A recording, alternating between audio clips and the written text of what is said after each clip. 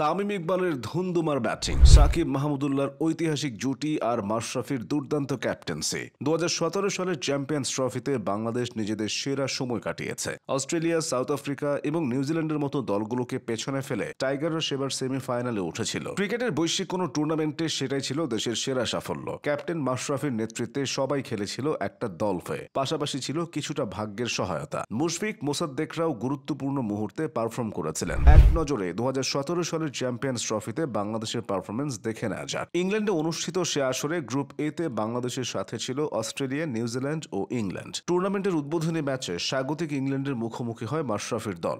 লন্ডনের ক্যানিংটন ওভালে প্রথমে ব্যাট করতে নামা বাংলাদেশের ইনিংসের গোড়াপত্তন করেন তামিম ও সৌম্য। দুই ওপেনার দারুণ শুরু করলেও দলীয় 56 রানের মাথায় আউট হন সৌম্য। এরপর ইমরুল কায়েসকে নিয়ে ছোটখাটো আরেকটি জুটি করেন তামিম, কিন্তু দলীয় 100 রানের আগে কায়েসও আউট হলে বাংলাদেশ কিছুটা চাপে পড়ে। মুশফিককে নিয়ে সেই চাপ ভালোভাবেই সামাল দিয়েছিলেন তামিম। সেই ম্যাচে তিনি ওকস, উডদের পেসটা যেমন ভালো খেলেছিলেন, তেমনি মঈন আলীর স্পিনেও ছিলেন নির্ভর। অন্যদিকে মুশফিক খেলছিলেন হাত খুলে। দুজন মিলে দলকে শক্ত অবস্থানে পৌঁছে দিয়েছিলেন। 124 বলে শতক হাঁকানোর পর তামিমের ইনিংসটি থেমেছিল 142 বলে 12-4 আর 3-6 128 রানে। তার সেঞ্চুরি আর মুশফিকের 72 বলে 79 রানের দুর্দান্ত ইনিংসে ভর করে চ্যাম্পিয়ন্স ট্রফির ইতিহাসে প্রথমবার দলীয় 300 রানের গন্ডি পেরিয়েছিল বাংলাদেশ। অবশ্য ইংল্যান্ডকে 306 রানের লক্ষ্য ছুড়ে দিয়েও নির্বিষ বোলিংয়ের কারণে ম্যাচটি হারতে হয়েছিল বাংলাদেশকে। জো রুটের সেঞ্চুরির সাথে অ্যালেক্স সেলস আর এডউইন মর্গানের দাপুটে ব্যাটিংয়ের সামনে সুবিধা করতে পারেনি সাকিব, মাশরাফি সহ কোনো বোলার।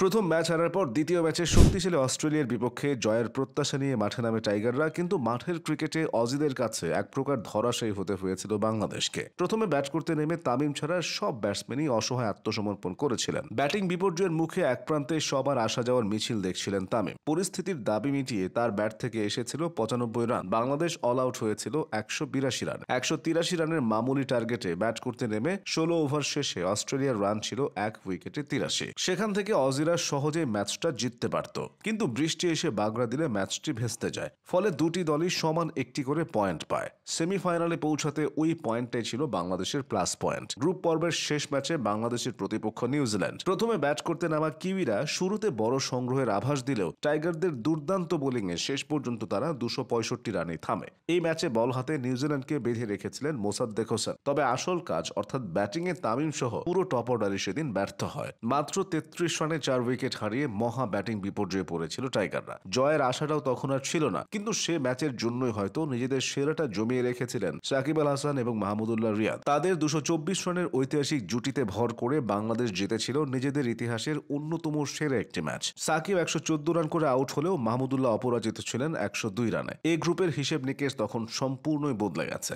ইংল্যান্ড যখন অস্ট্রেলিয়াকে হারিয়ে দেয়, তখন বাংলাদেশের সেমিফাইনালটাও নিশ্চিত হয়ে যায়। সেমিতে তামিম সাকিবদের প্রতিপক্ষ হয়ে আসে ভারত। মহা গুরুত্বপূর্ণ সেই ম্যাচে তামিমের ব্যাট হেসেছিল। সঙ্গী সৌম্য সরকার 0 রানে আউট হলেও এক প্রান্ত ধরে রাখেন তামিম। তামিমের 70 ও মুশফিকের 61 রানে ভর করে ভারতকে 265 রানের মাঝারি লক্ষ্য দিয়েছিল বাংলাদেশ, কিন্তু রোহিতদের সামনে সেটা যথেষ্ট হয়নি মোটেও। রোহিতের ঝড়ে ম্যাচটা হেরে সেবার সেমি থেকেই বিদায় নিতে হয়েছিল বাংলাদেশকে। তারপরও 2017 সালের চ্যাম্পিয়ন্স ট্রফিতে ছিল বাংলাদেশের অর্জন।